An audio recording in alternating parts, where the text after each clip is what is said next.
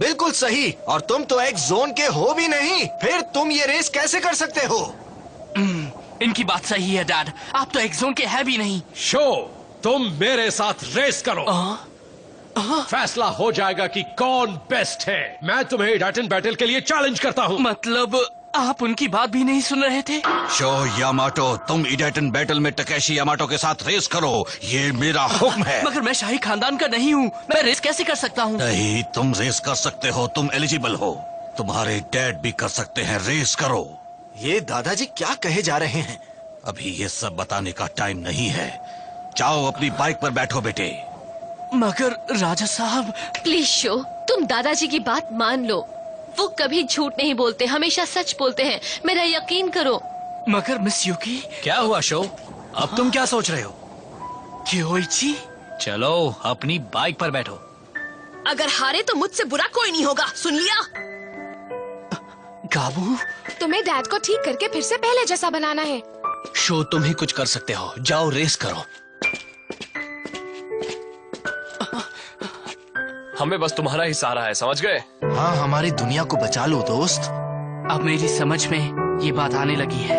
शाबाश, हम सभी को तुम पर भरोसा है। अगर तुम जीत गए तो हम सब घर लौट जाएंगे।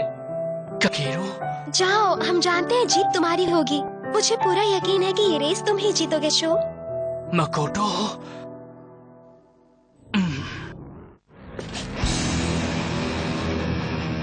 ठीक है डैड, ये होगा आखिरी डाटन बैटल।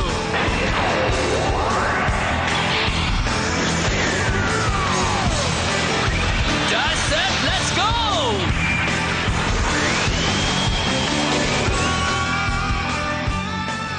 रेस की फिनिश लाइन है एक्स टावर का सिक्योरिटी इंस्टॉलेशन।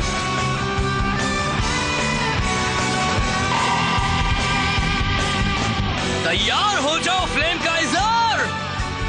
जिस तरह से मेरे दिल में आग जल रही है, उसी तरह से तुम भी अपनी लपटें फैलाओ। इडाटेन, गो! मैं दुनिया को बचाने जा रहा हूं और मैं बचाकर रहूंगा।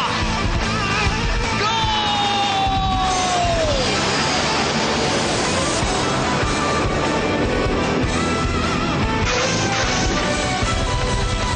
शो, तुम कर सकते हो। लगता तो है। हाँ, अगर वो नहीं कर पाया तो कुछ भी नहीं बचेगा। तुम इस बाइक से तो मुझे कभी नहीं हरा पाओगे।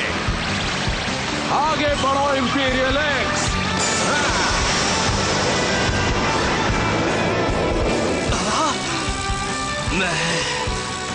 मैं उनसे नहीं हारूंगा, कभी नहीं हारूंगा मैं।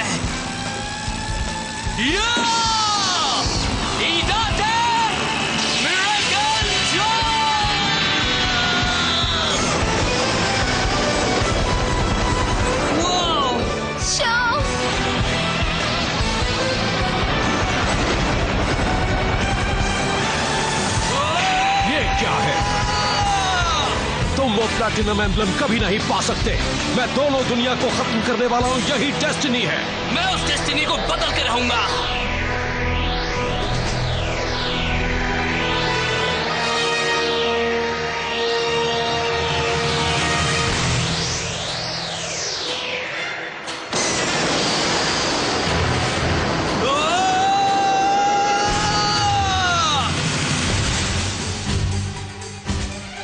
जरा देखो, शो अपने फादर से आगे निकल गया है। वाह, तुम उतनी दूर देख सकते हो? हाँ, मेरी आंखें बहुत तेज हैं।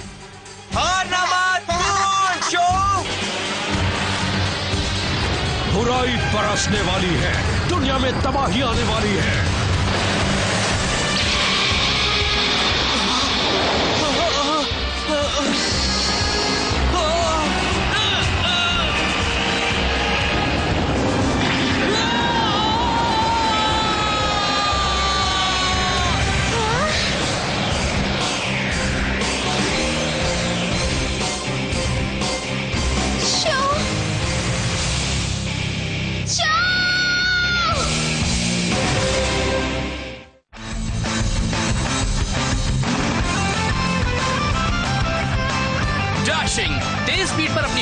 सेंटर लाइन बनाए रखो और अपनी बाइक को राइट से लेफ्ट की ओर पेडल करते हुए स्विंग करो।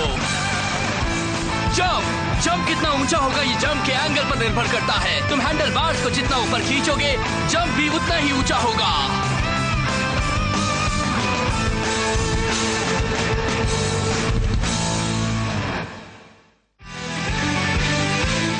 शो और हमारे डैड के बीच आखिरी डैटन बैटल शुरू हो चुका है। टकेशी अभी भी एंशिएंट डीमन के कब्जे में है और वो एक्स जोन के साथ साथ हमारी दुनिया भी खत्म करना चाहते हैं। शो के पास अब बस एक आखिरी उपाय है, अपना नया मूव इडाटन मिरेकल जंप इस्तेमाल करना। तभी वो हमारे डैड को हरा पाएगा। लेकिन इस लड़ाई का अंत क्या होगा पता लगेगा अगले episode Idaten jump awakening the world में। फैलाओ लपटे flame Kaiser. Awakening the world.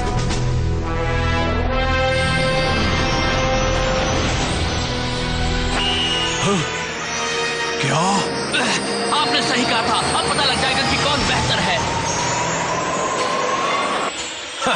ये बड़ी अच्छी बात है कि तुम अभी तक मेरे साथ टिके हुए हो। आखिर हो तो मेरे बेटे ही, इसलिए तुम्हारे साथ ज्यादा देर तक रेस नहीं करने वाला। चलो चले इंपीरियल एक्स। बुराई बरसने वाली है, दुनिया में तबाही आने वाली है।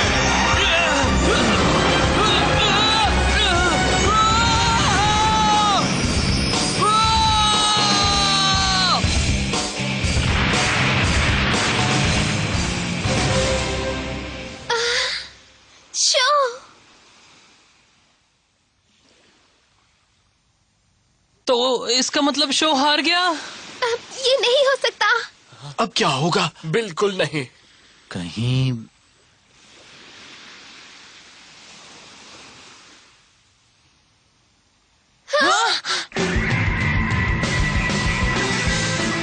अरे वो देखो, वो कैसी लाइट है। शो सही कह रहे हो, वही है। सचमुच go Sho. Go Flame Kaiser!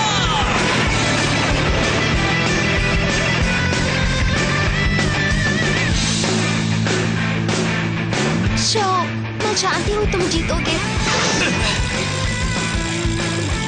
मैं ये रेस नहीं हार सकता, मुझे जीतना ही होगा। सबकी उम्मीदें, सबके सपने फ्लेम काइजर और मुझ पर टिके हैं, सबके। अयुमो की स्पीड, योइची की स्किल, मकोटो की वाटर टेक्निक, कोई की एजिलिटी, आर्थर के पावर्स और गाबू के अटैक स्किल्स। मुझे उन सबको एक साथ मिलाना होगा।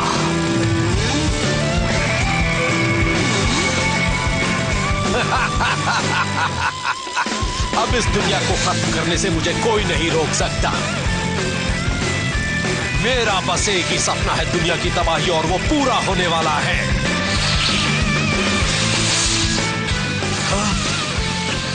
ये क्या नेपच्यून है? हाँ वही है। शो तुम मेरे करीब भी नहीं पहुंच पाओगे, हार मान लो। सॉरी डैड, मैं आपके करीब नहीं आ रहा, बल्कि मैं आपसे आगे जा रहा हूँ। ऐसा नहीं हो सकता।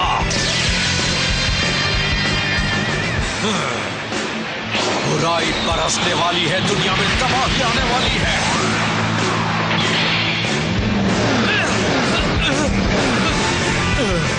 नहीं, शायद नहीं।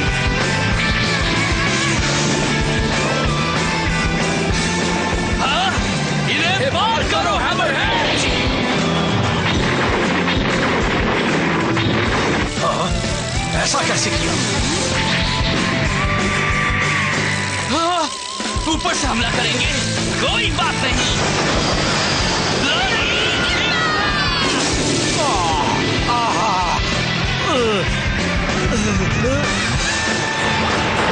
उड़ा दो इन सबको और बन जाओ आंधी तूफान, एरोप्लेन टोर्नेडो।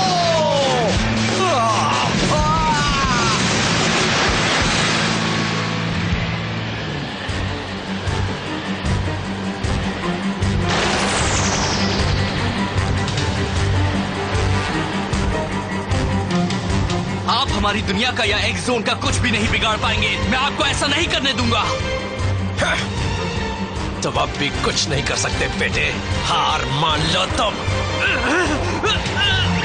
मैं उस शैतान से बात कर रहा हूँ जिसने मेरे डैड को काबू में कर रखा है। तुम एक बात जानते हो बच्चे, बहुत साल पहले मैंने तुम्हारे जैसे एक शख्स के साथ रेस की थी। वो खुद को हीरो कहता था। उस वक्त भी दुनिया खतरे में थी। हर इंसान का एक बुरा रूप भी होता है और जलन तो इंसान की फितरत है, ये सही बात है। लोग हार से सख्त नफरत करते हैं और अपनी हार को वो कभी भूल नहीं पाते। दोबारा उस बेइज्जती से बचने के लिए वो जीतने की पूरी कोशिश करते हैं। सब ऐसे ही है, भले ही बाहर से कितने भी स्ट्रॉन्ग क्यों ना हो, अंदर से वैसे ही। इसलिए मैं भी तुमसे कभी नहीं हारने वाला। तुम गलत हो, सबके सब ऐसे नहीं होते हैं। लोग बदलते हैं और स्ट्रॉन्ग बनते हैं। मुकाबला करने पर उनमें ताकत आती है। वो एक दूसरे का हौसला बढ़ाते हैं, एक दूसरे की मदद करते हैं, उनमें अटूट दोस्ती हो जाती है। और आज मैं तुम्हें हराने के बाद ये बात साबित भी कर दूंगा, शैतान।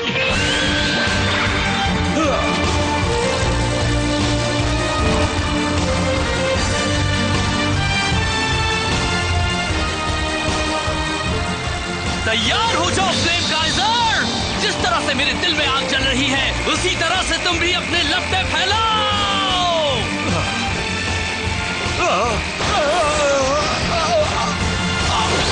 ईडाटन मिरेकल जंप।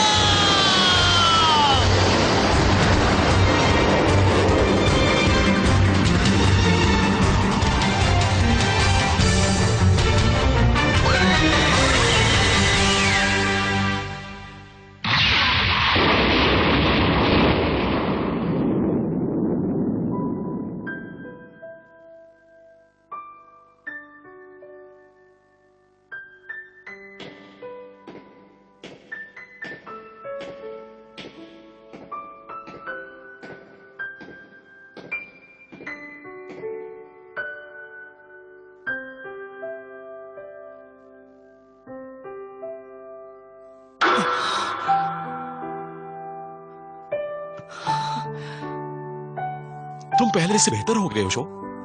ग्रेट, तुमने मुझे भी हरा दिया। तुम तो मेरी उम्मीद से कहीं अच्छे एमटीबी राइडर बन चुके हो। डैड, आप ठीक हो गए। आप फिर से पहले जैसे बन गए डैड। ये तुम्हारी वजह से हो पाया है बेटे। मैं कब से आपसे मिलने को बेताब था। कितने सालों से मैं आपसे मिला भी नहीं।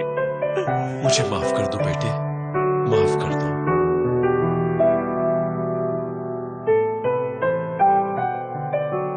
देखो तो बादल गायब हो गए। मतलब शो जीत गया। हाँ, शो जीत गया है। मतलब वो जीत गया? क्या बात है। शो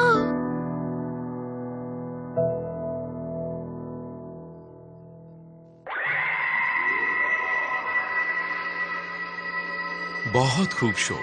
अब दुनिया का नया जन्म होगा। अच्छा डैड, मैं अब आपसे एक बात पूछना चाहता हूँ। आपने शहर के पीछे पहाड़ियों पर जो एमटीबी ट्रेनिंग ट्रैक बनाया था, आपने उसका नाम एक्सोन ही क्यों रखा था डैड? इसका मतलब कहीं ये तो नहीं कि आप एक्सोन के बारे में पहले से जानते थे? नहीं बेटे, उसकी वजह यह है कि मैं ओरिजिनली एक्स जोन का ही हूँ। क्या? हाँ बेटे, मैं शाही खानदान का हूँ, इसलिए मुझे एक बड़ा जरूरी काम करना था। यहाँ एक्स जोन में शाही खानदान के लोगों को एनर्जीज का बैलेंस बनाए रखना पड़ता है और एक्स टावर में इंपीरियल एक्स की रखवाली भी करनी पड़ती है। आज से करीब 20 साल पहले इंपीरियल एक्स की एनर्जी का बैलेंस बनाने की ताकत कम होने लगी थी। अपने एक दोस्त के साथ मैं उसकी वजह का पता लगाने की कोशिश करता रहा। बाद में पता लगा कि उसकी वजह कुछ शैतान रूहें हैं। आपका दोस्त?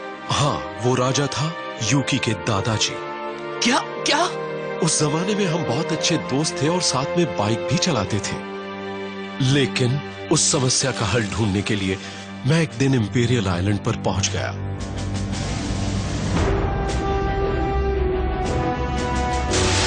लेकिन वहां पहुंचते ही मैं एक इंटर डायमेंशनल टनल के अंदर चला गया।